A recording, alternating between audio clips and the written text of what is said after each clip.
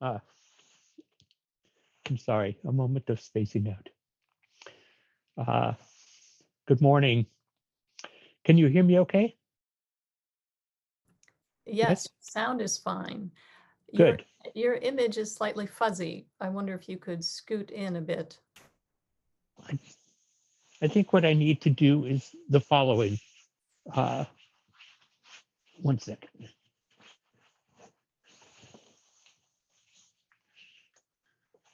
Close your eyes.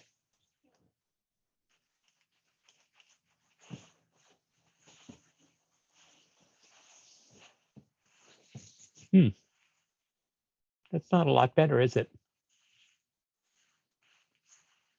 Let me see what camera we're using here.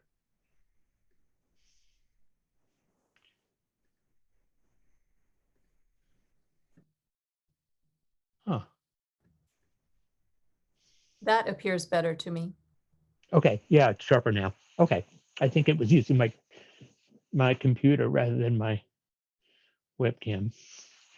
Well, thank you for bearing with all the technicalities here. This is uh, we're learning as we're still learning. So thank you to everybody who's making this go. Uh, let's just take a few breaths.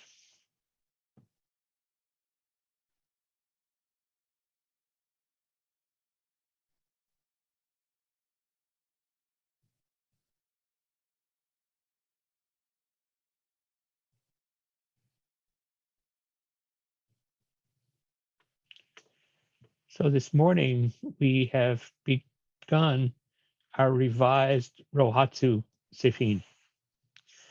Uh, the session we're doing, the Rohatsu we're doing in this strange year of 2020. Rohatsu actually translates to mean the 8th day of the 12th month. Uh, and you may notice that this is December 19th, so we've missed by 11 days. Uh, Usually, the 8th day of the 12th month in the revised Japanese calendar is when we observe, when the northern Buddhist tradition observes Buddha's enlightenment.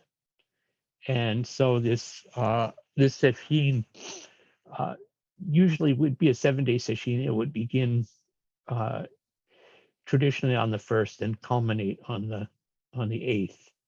Uh, Last week, I'll say I spoke to our son Alex, who's in Japan, and they did a very traditional rohatsu, uh, very traditional rohatsu.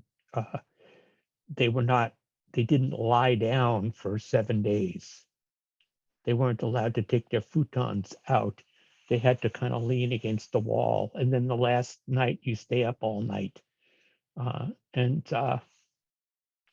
It's a young person's game, I think, uh, at least as far as I'm concerned. But it's wonderful, and he was glowing from it.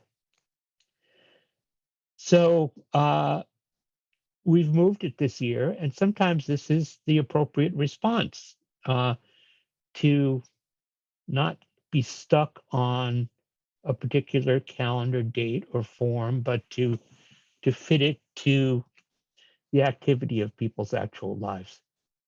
And our lives are uh, in a very different rhythm these days. So we do celebrate Buddha's enlightenment. And it's important to remember that we are celebrating this every time we sit down, every time we sit in Zazen. Uh, we take up the posture and the mind that Buddha demonstrated to us 2,500 years ago. So we're not missing anything. Uh, and we have the opportunity uh, for the next 3 days to practice together and really dig in. And I'm quite enjoying it so far, and it's great. It's really great to be here with all of you. But what I'd like to do for these days is to pick up on teachings that Sojin Roshi began 2 weeks ago at his Thursday evening gathering. He spoke about birth and death. And I know that he intended to continue on this subject. And if he is able to, he will. Uh, and I know that you are aware, we're all aware that uh,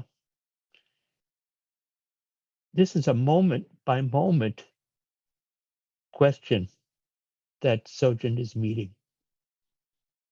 It's not a theoretical issue. And that's, whether we know it or not, that's true for all of us.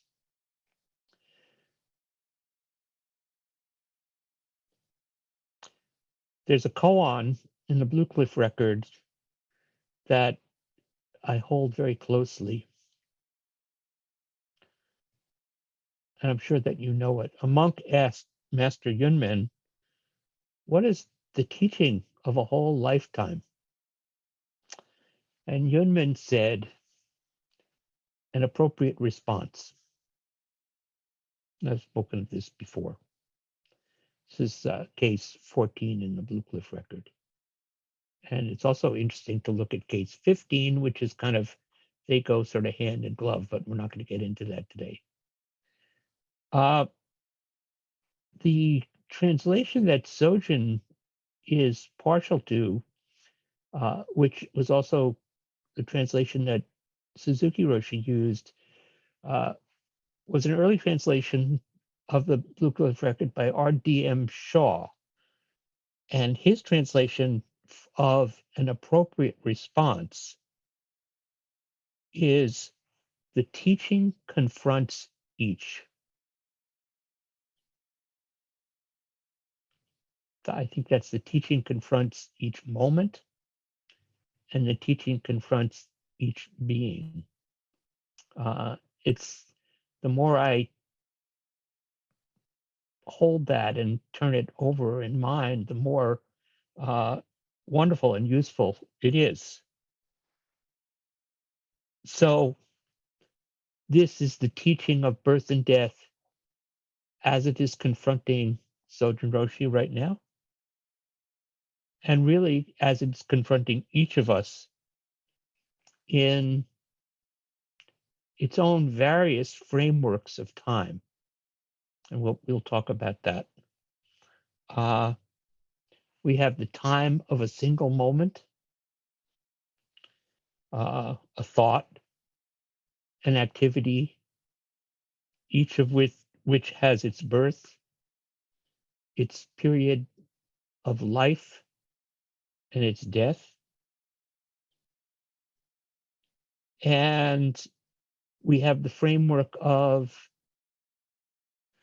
time that covers a whole lifetime.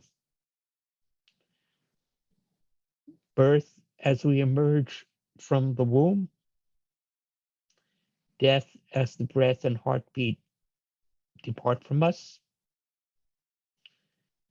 and what happens in between, which from some perspectives seems like a long time.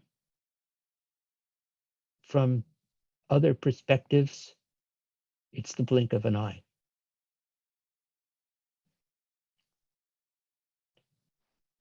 So we can also see the rhythm of birth and death in the year itself. It seems like the death of 2020 is near. Thank God. A year that continues to challenge us in every way. And the birth of 2021 approaches with whatever it brings. its joys and sorrows.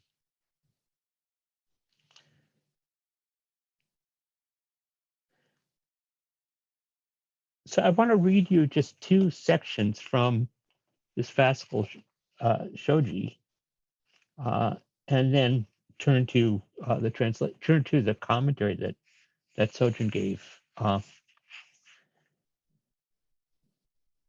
Shoji means birth and death. It's a very short fascicle. It's only like covers 2 pages, and you can find this. You can find a good translation of it in Kaz Tanahashi's book Moon and a Dewdrop. So I'm going to read you section 3. It's a mistake to suppose that birth turns into death. Birth is a phase that is an entire period of itself, with its own past and future. For this reason, in Buddha Dharma, birth is understood as no birth. Death is a phase that is an entire period of itself, with its own past and future. For this reason, death is understood as no death. In birth, there is nothing but birth, and in death, there is nothing but death. Accordingly, when birth comes, face and actualize birth, and when death comes, face and actualize death. Do not avoid or desire them. And then I want to read you in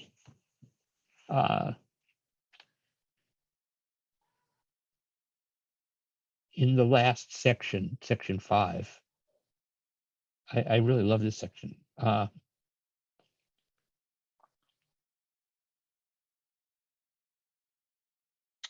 There's a simple way to become a Buddha.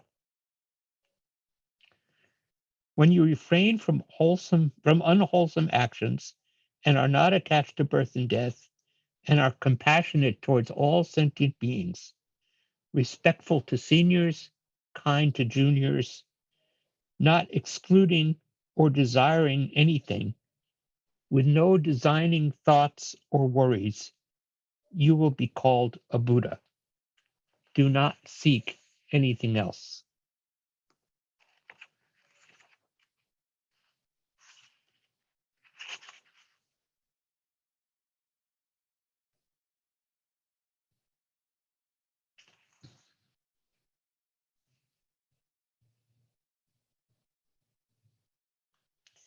In another fascicle of Dogen's, he gives the instruction, just throw yourself into the house of Buddha. And that's the same thing, I think. So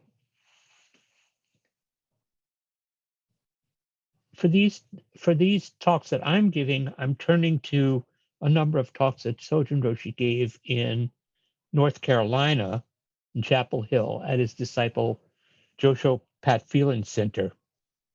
For a long time, Sojun visited there annually, and the ties with that Sangha are very close. And they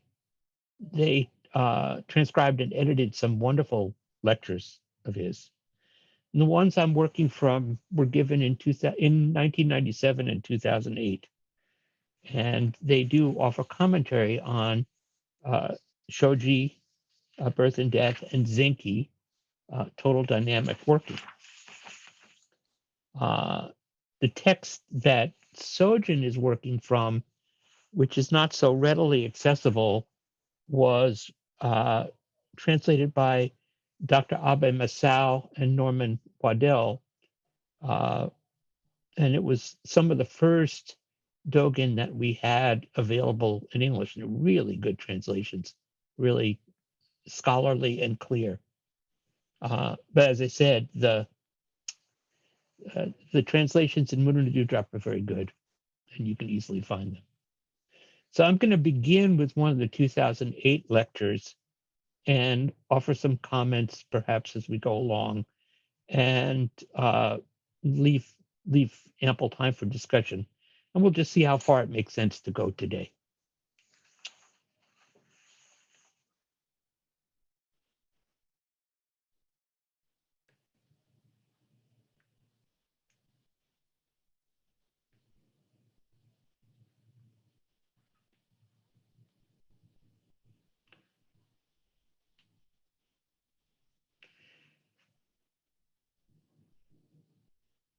Usually when we think, this is from Sojin, usually when we think of life and death, we think of life as the manifestation of our activity and our consciousness, and death as the cessation of activity in our consciousness. But Dogen equated the two. It's like two sides of a coin. Birth is one side and death is the other. I don't like to use life and death as opposites, because if we use life and death this way, it's like life is something static and death is something static. But usually, birth and death are dynamic activities. There's nothing static about them. Life is the coin itself. I really like that. So birth and death are the two sides of the coin, and life is the substance of the coin itself.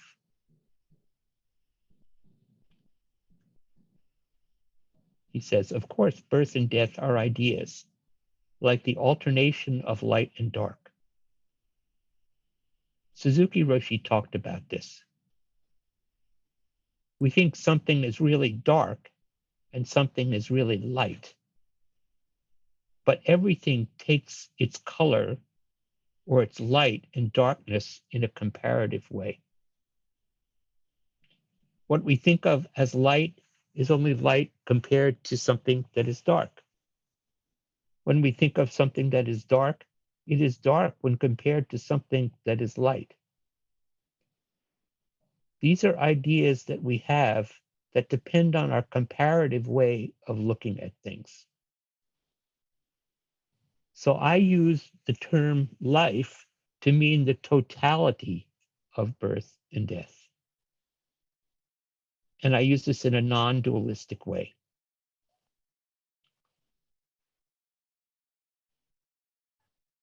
What I think is that, so he's commenting in this fascicle Zenki, total dynamic working, you could say that life is total dynamic working,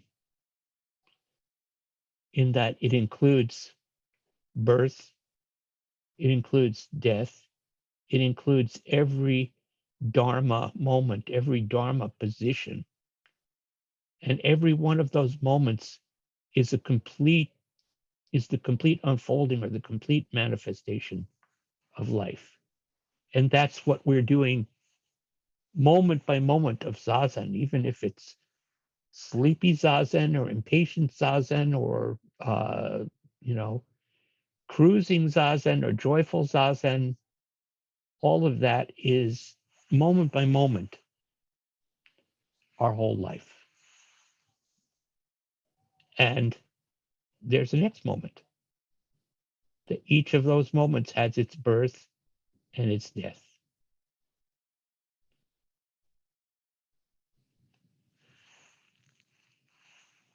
Sojin says, this, of course, is how most Buddhists think about our experience of continuation. In Buddhism, we have terms like reincarnation and rebirth. And there are various theories about birth and death and reincarnation, depending on what country a particular Buddhist tradition is from. I think that Tibetan Buddhism has a tendency to believe in reincarnation. Theravada Buddhism thinks more in terms of rebirth. Zen teachers like to think that birth and death are happening on each moment and that life is continuous. To seek some kind of clarity, is important because there are many ways to think about it.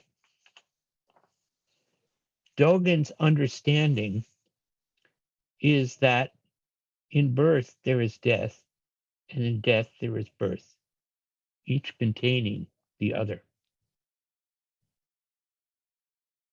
And I think that the reality of them containing each other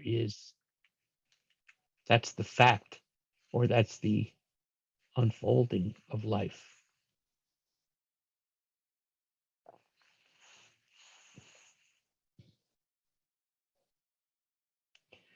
In the first sentence of Zenki, Dogen wrote, "In the culmination of its quest, the great way of Buddhas is emancipation and realization."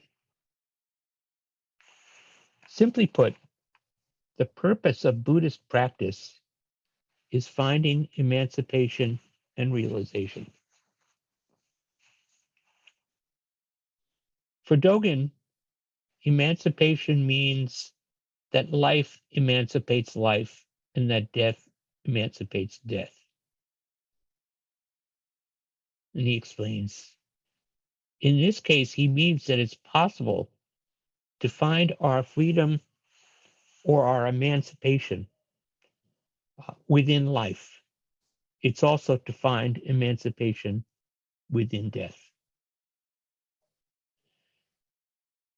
To find emancipation within life is to live fully on each moment, at one with our activity. And it is possible in the same way to find our freedom within death. Suzuki Roshi liked to say that birth and death are the same thing. I would say maybe that's beyond me. I might not be ready for that teaching yet. I hope I will. I hope I will arrive at it.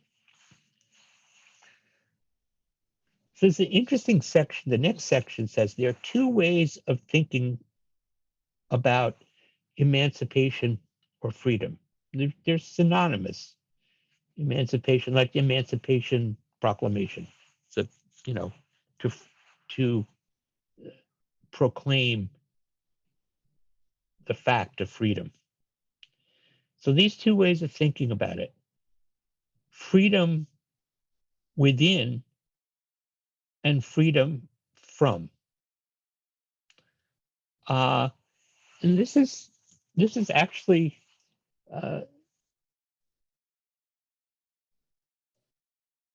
it's actually resonant with the way that freedom is discussed in various other modes of Western philosophy.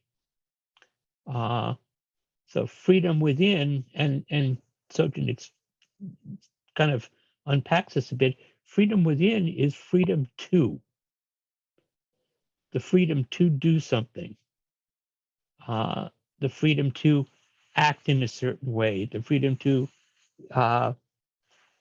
to express yourself, freedom to find a meaningful life. And the second aspect is freedom from. So you have freedom to, which is positive, and freedom from, which is, I mean, I hate to use the word negative, but it's like the removing of hindrances. Sojin says, we usually think that freedom means to do whatever we want. I have the freedom to pursue happiness, but happiness is not a thing you can pursue. It's a byproduct, the result of our actions. Suzuki Roshi mostly talked of freedom from. And Buddhism mostly talks of freedom from. So when we talk about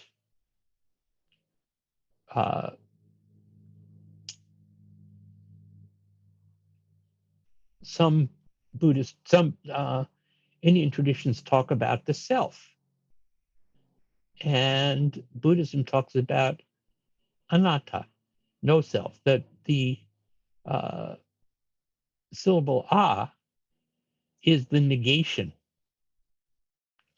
It's so most of what is talked about, and you'll see this again and again in uh, in early Buddhism, that what's talked about as liberative is the freedom from the things that really hinder us and block us and impede our lives.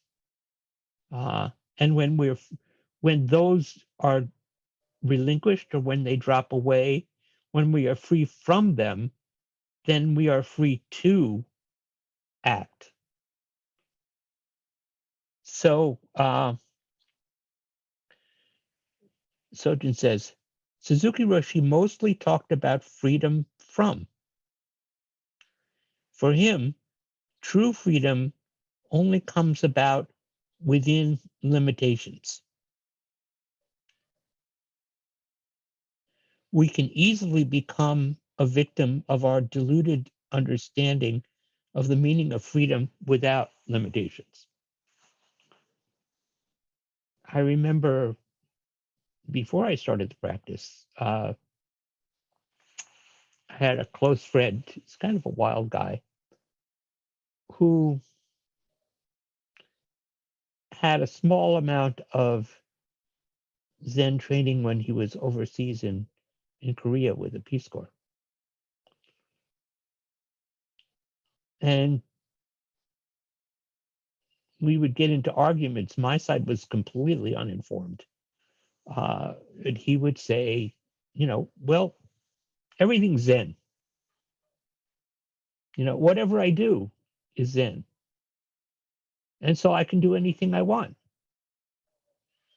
Uh, and he wasn't talking about immorality. He just was saying that, everything is everything.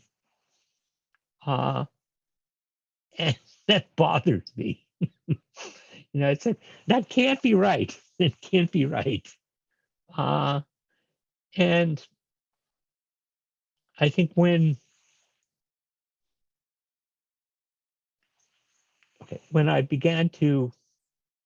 I took up practice, I began to understand this principle of finding freedom within limitation. So we find freedom within, certainly within the form of the posture of Zazen. The form of Zazen is a limitation. And there may be a part of us that wants to rebel against this limitation. And I guess from watching Sojin and from watching my elders, and I really noticed that really immediately when I came here, that it wasn't that people were controlled or repressed. It's that they were measured in their activity, and that Zazen itself was a measured activity. That the life of Zazen, my Taigen Leighton speaks of the posture of Zazen as Buddha Mudra.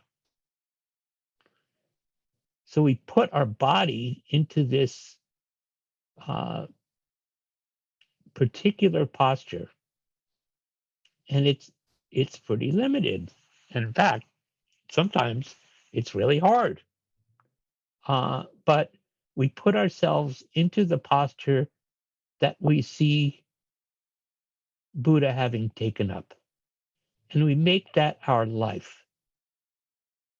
And when we are in that posture, having learned to take up that posture, we are reborn. That's our birth. That is, we have, at least in that moment, thrown ourselves into the house of Buddha. And we're doing uh,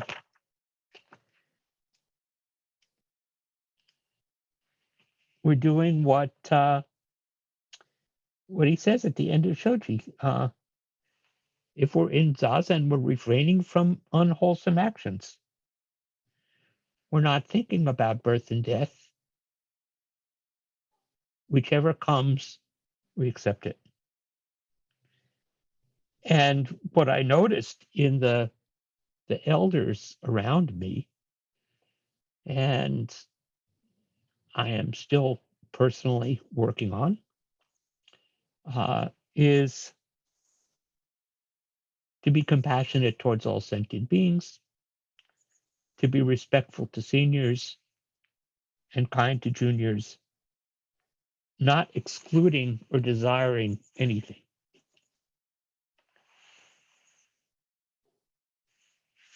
I think that last phrase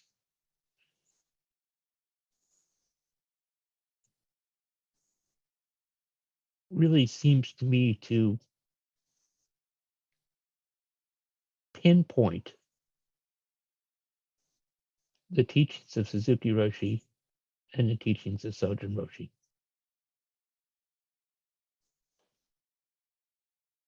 Not excluding or desiring anything. It's not that you don't have desires, it's just your life is not made of them.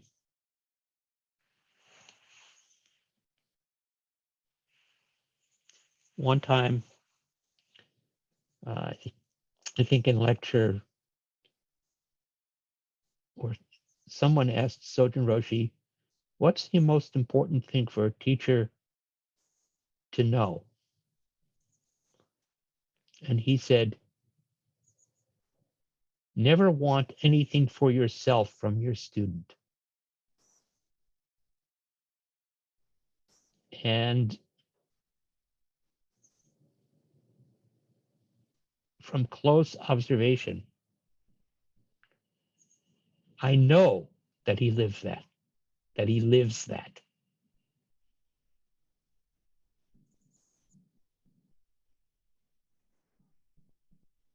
He may want our awakening.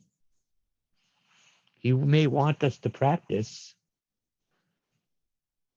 but it's never for his benefit or aggrandizement, because he's already thrown himself completely into the house of Buddha.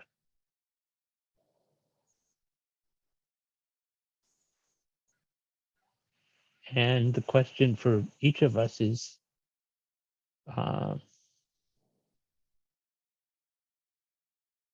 as all of us have traditionally followed Shakyamuni Buddha, can we follow the example of Sojun Roshi in this round of birth, life, and death?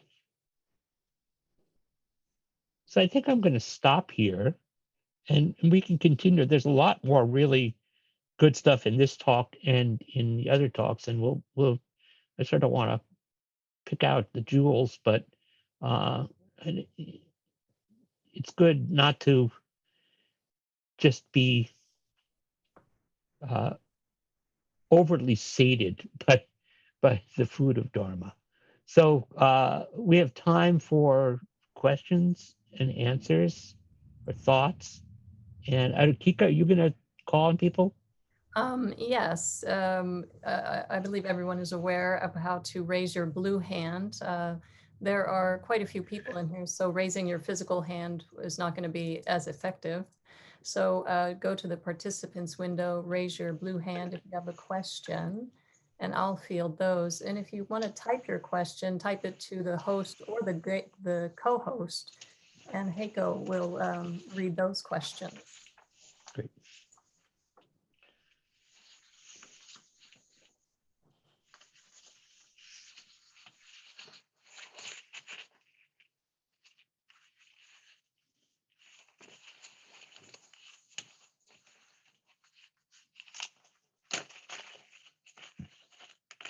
You're going to call on them, right? I will. There's a thinking period going on, I believe. Okay, that's fine. I'm not in a rush. There's no bus I have to catch.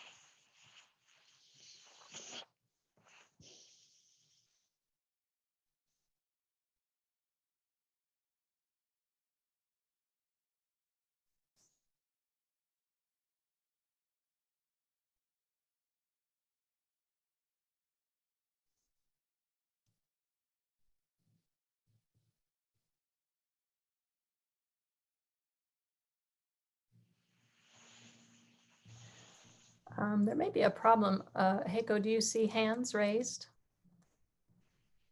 I do. I don't see hands raised. So Heiko, could you take this, please? Certainly. We have first a question from Ben. Would you unmute yourself, Ben? Sure. Thank you, Heiko. Thank you, Hozan. Can you hear me okay? Yeah, I can hear you fine. Okay, great. What stood out to me from the Dogen, one of the Dogen sections you read is about birth being a period in of itself with its own past and present, I'm paraphrasing, and death also. It made me think of a line that stuck with me from one of Sojin Roshi's talks from it was this year, a couple of years ago, where he talked about when you feel sorrow, just feel the sorrow completely and it will no longer be sorrow because it's there's nothing outside of it. There's no opposite. And I wonder if maybe you can speak to, it seems like there was that same flavor in that passage from Dogen where it's because if you fully actualize birth so that there's nothing outside of birth, then you could maybe say there is no birth. And if you fully actualize death, so there's nothing outside of death, then you can say there is no death. What's your, I think I'm stumbling over myself, but. Thank you. No, I understand I understand the question. I think the analogy that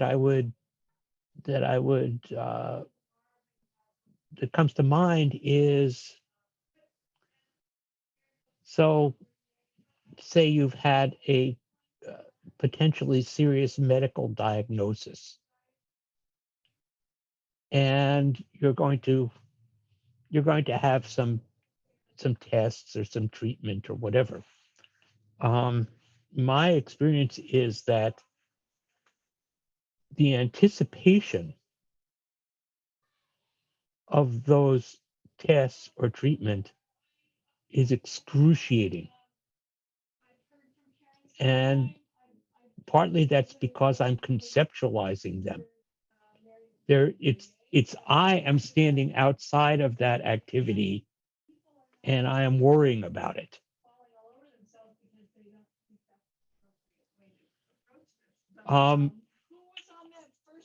Hang on a second.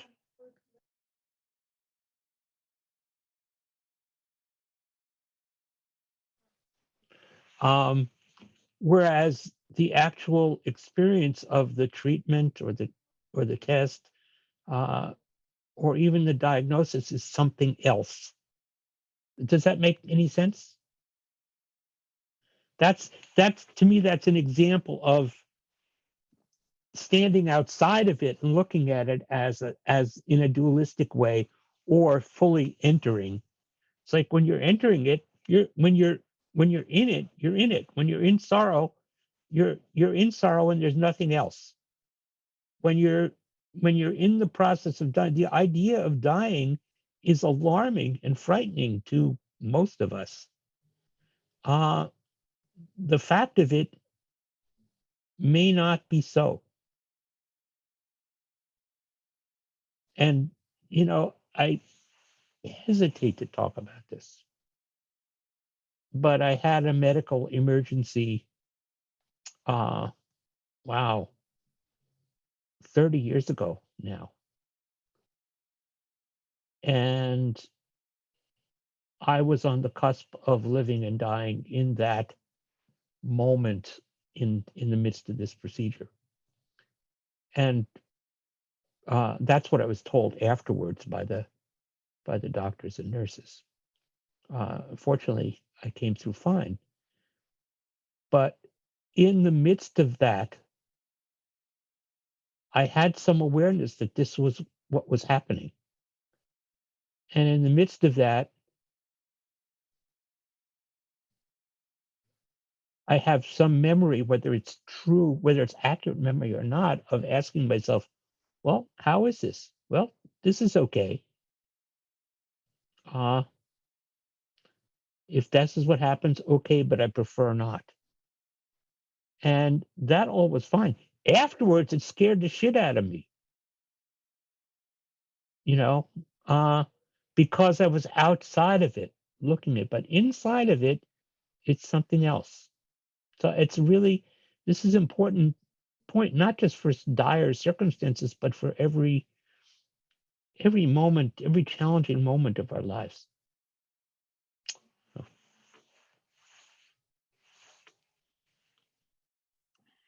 Thank you, Ben. We have a question now from Daniel O'Hara. Daniel, please unmute yourself and ask your question.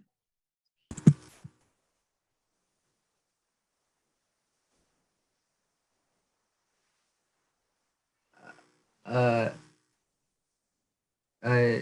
you talked about different types of death, I think, or something like that. Different understandings of what when or what not of birth and death.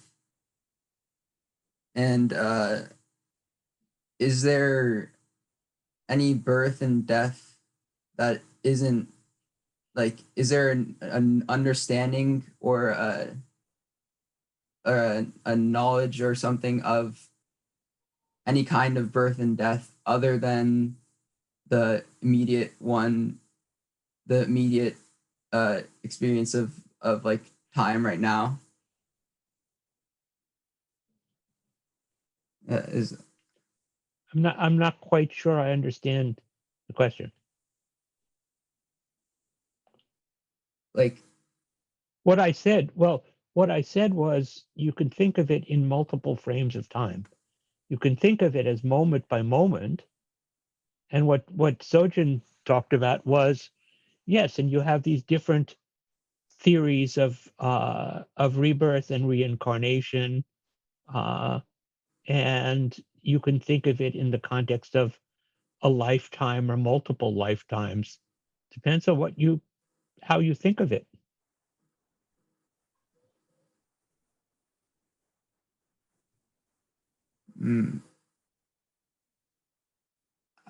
but in terms of verifiable by like immediate experience, like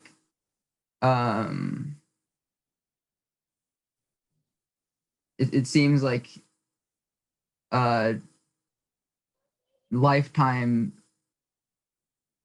I guess the perspective of lifetime seems more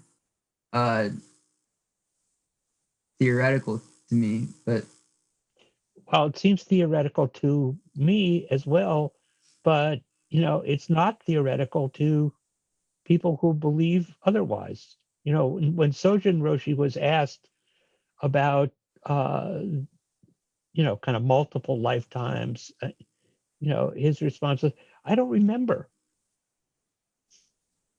I like that a lot. It's like, well, maybe, but I can't remember them right now. Maybe if he was a Buddha, he would remember them. So I can't say. All I can do is take care of the lifetime that's unfolding right now. That's what's critically important to me, and I have some faith that if one takes care of one's immediate life and what's right in front of them, then other things will take care of themselves. Which is not to say that always that it's not to say that bad things don't happen to good people, but I can just take care of this moment and this life that I have. So thank you. We have a question from Jeanette. Jeanette, would you unmute yourself, please? Ask your question. Yes, Janae. It's Janae, right? Right, as in John Janae. Thank you. Hey. Yes, it's Janae. Yes, thank you, Hozan Sensei. And thank you for continuing with, this is like it's the overarching koan. I'm stuck on your saying that Suzuki Roshi used to say life and death are the same thing. And my mind is just whirring, trying to deconstruct that and figure it out. And I'm wondering how you understand that. I don't know. I'd have to see more. I'd have to, I like to understand the context of a teaching or what people write, because my understanding of all Buddhist teachings is that they are medicine. They are medicine Yes. to bring us into balance. They're not food. You don't necessarily make a meal of it, just as you wouldn't make a meal of your medicine. So without knowing the context, what Suzuki Roshi was speaking to, I am hesitant to speculate about that. That might be a good question when we get to, when we get to speak to Sojin again. That's really a good question for him, because maybe he was there Exactly and maybe he knows. Right. Yeah. Exactly what I was thinking. Great. Thank you. Yeah. Yeah. Thank you. Thank you. We have now a question from Jake. Jake, can you unmute yourself and ask your question? Okay, actually, I'm going to go first, if that's Oh, okay. Leslie. I have a question. Hi. I wonder if you could say more about what Dogen said about just throw yourself into the house of Buddha, especially the just and the throw. Well, I'm not sure. Yeah.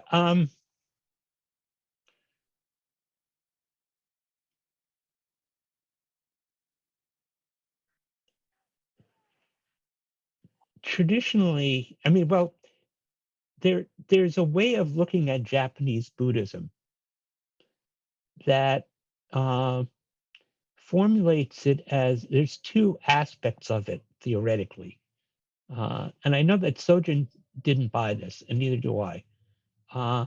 There's Zen is a self-power. There's self-power and other power. Zen is theoretically a self-power school. So, in other words, in order to wake up, in order to live an emancipated life, you have to throw yourself. You have to throw yourself. So you have to do something yourself. And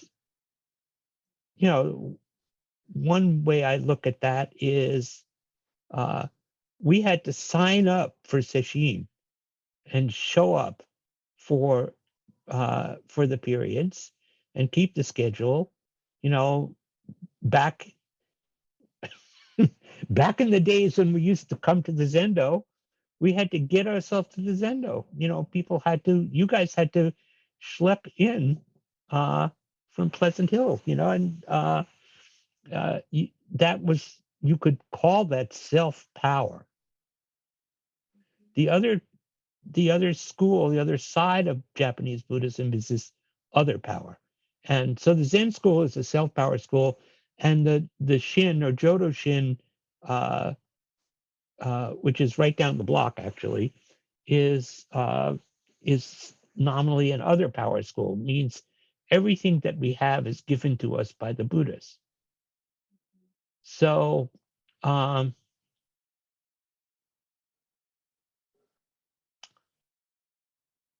I will say that I have met a lot of really completely seeming awake people in the Jodo Shinshu school, and I admire them a lot because they have faith, and because what they don't even call what they do practice, because they don't want to take responsibility for a self that is empowered, but it's just they receive the gifts and they pass them on.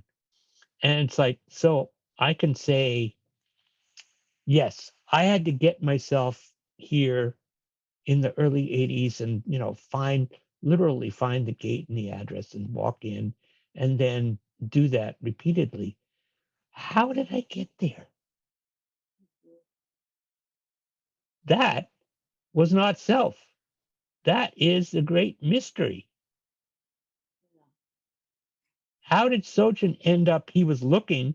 How did he end up at Suzuki Roshi's door? This is beyond the activity of the self. This is the mystery of total dynamic working. So, again, this in this context of medicine, I think Dogen was giving some encouragement to his monastic students, telling them what should your spirit of practice be. But how they got to the monastery is the enactment of total dynamic working. So that's the way I think of that. Is that helpful? Yes, very much so. Thank you. Yeah, thank you. Yeah. No, I had a There's question. a couple more, maybe. Jake, go ahead. Okay. Briefly, Hozan, I asked this question of Sojin when he was talking about birth and death and life. I asked the question of breath. When I have been with someone dying, trying to find her breath, Mm-hmm. I've been scarred, as we all have, by seeing George Floyd calling Yeah. that he could not breathe. Right. What is one's refuge? One cannot find one's last breath. Is it just to let go of that? Yeah. Yeah. I mean, there's nothing else to do. Yeah. And that moment will come for all of us. And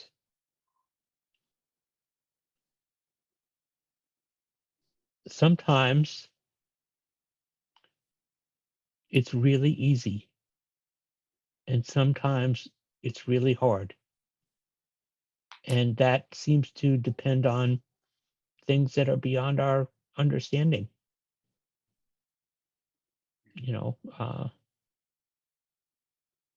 And all I can think of doing is just to take care of my breath now. And, we have to look at the world to do what we can so that everyone can breathe freely and easily. That means, actually taking care of the air, taking care of the environment,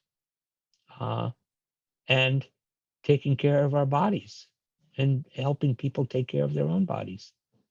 So we take care of ourselves, but also we have this broader responsibility, I think. Okay. Thank you. We'll take one more question from Yoni, and then we'll do maybe a written question. Yoni, please unmute yourself. Hello, Hozan. Hi, Yoni. So my brother's in medical school right now, and every once in a while I'll get a suggestion for a book or article.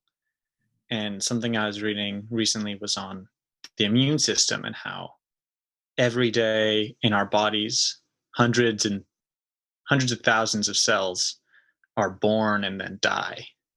And all of those cells support our lives.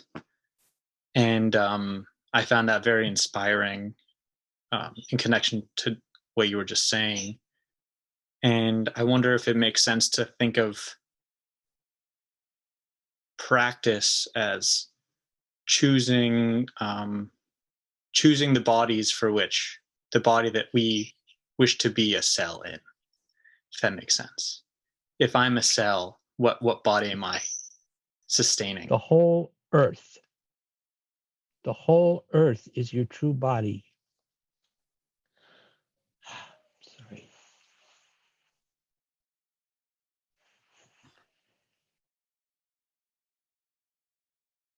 Every cell, every part of our body is cooperating. It's cooperating in its life. It's cooperating in its death when it falls away to make room for other cells.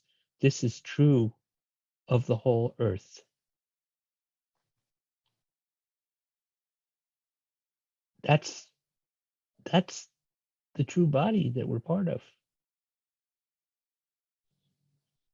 And so we have to take care of our so-called individual body and our family body, our Sangha body, in the way that we take care of the whole world.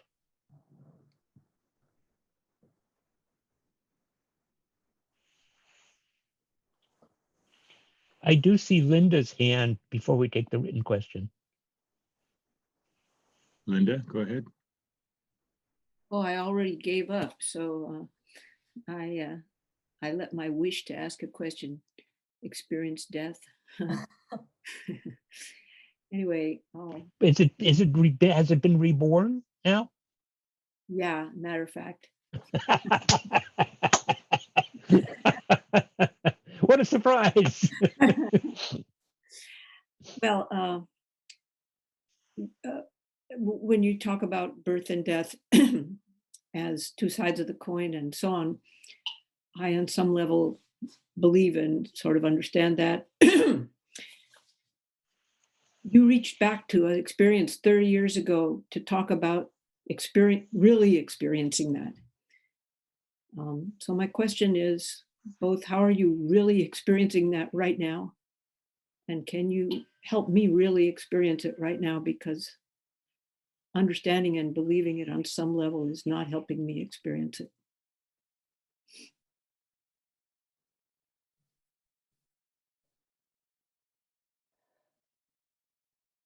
When Yoni just asked this question, immediately the answer came to mind. And the impact of that brings me to tears. I don't know what more to say.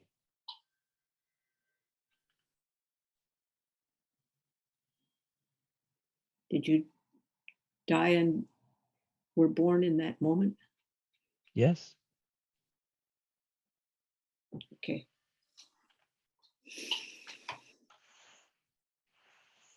There are two questions in the chat. I don't know if you want to go for both of them. It's 11. Last two, yes. Okay, Why not? final two. This one is from Chris Evans, and he simply writes, limitation means self-discipline? Yeah. Or it just means discipline. Forget about the self. You are not limiting yourself.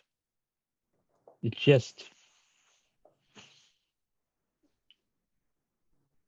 sitting down within whatever constraints there are. Who is it? They still have the question, who is limiting? So I think that's as far as I want to go with that. That's an interesting question. I was just, well, with the pandemic, I have been questioning what self-discipline is. And I had written down exactly what Chris wrote, but I wrote the spirit of repetition is discipline after reading the Suzuki Roshi chapter on repetition. I think that's true. Yeah, I just found that a nice connection there. But the spirit, just to say, to use a musical analogy, the way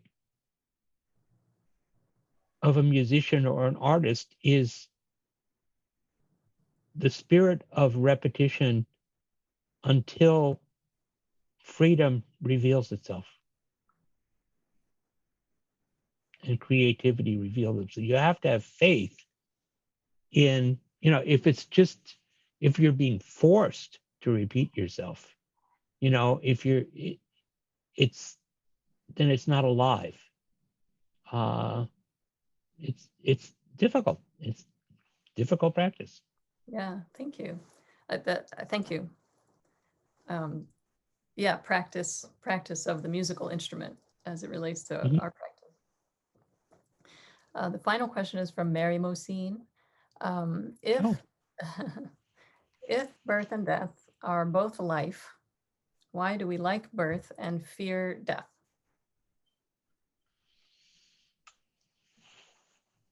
It may be hardwired. It may be, an organic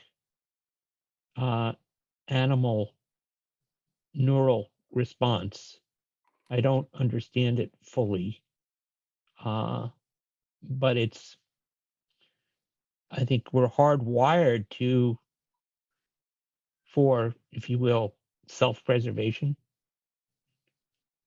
Sometimes that is expanded because we see ourselves as part of something larger, and we act in it's called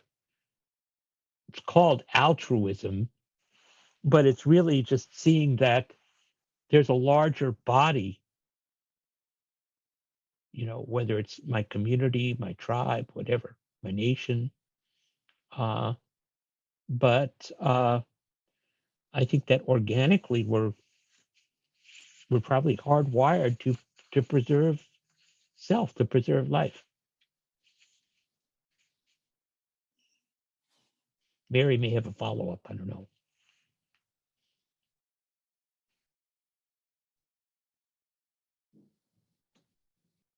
Mary? I do. Great. I'm sorry. I'm having to be with my new dog. So. Oh, new dog. That's great. Yeah, well, it is, but it's. Or maybe it is. My follow-up is. Now I'm got distracted by my dog. My follow-up is.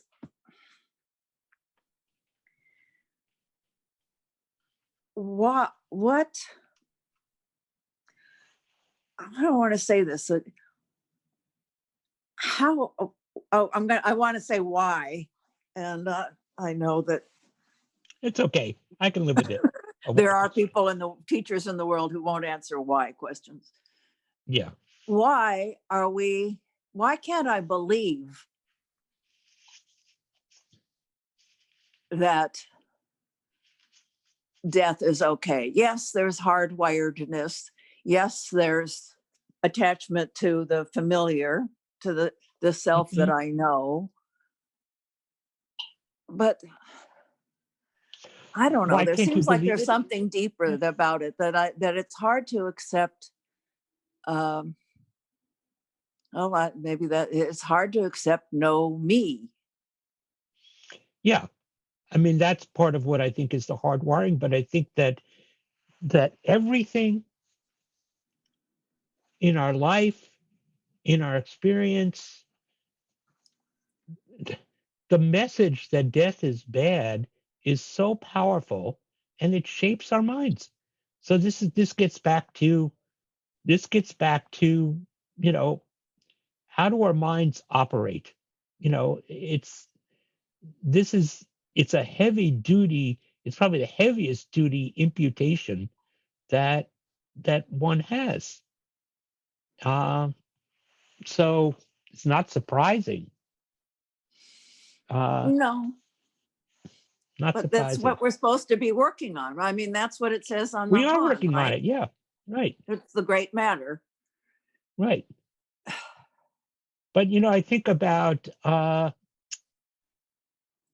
what is the death of Ivan Illich. Yeah. Did you ever read that? Yeah. He's wrestling with this question until the moment of his dying. And then in the moment of his dying, at least he has at least, his author gives him an enlightenment and liberative experience. Yeah. But he's in hell the whole time. Yes. And then he's liberated, but one understands why he is having such a hard time. Yes, one does. And yes, and all I would say, Mary, is you may not. We're constantly practicing. I'm terrified when I think of death as something outside, but as I was saying, the experience that I had from the inside was quite different. Mm-hmm. And I felt pretty free in that moment. Well, That I was, guess we'll go on. we made, you can tell us afterwards, okay? Okay. All right. I'll let you know. And you let me know. I'll be listening, or you can listen to me. Yes, okay. All right. Thank you. Thank you all. We'll see you tomorrow.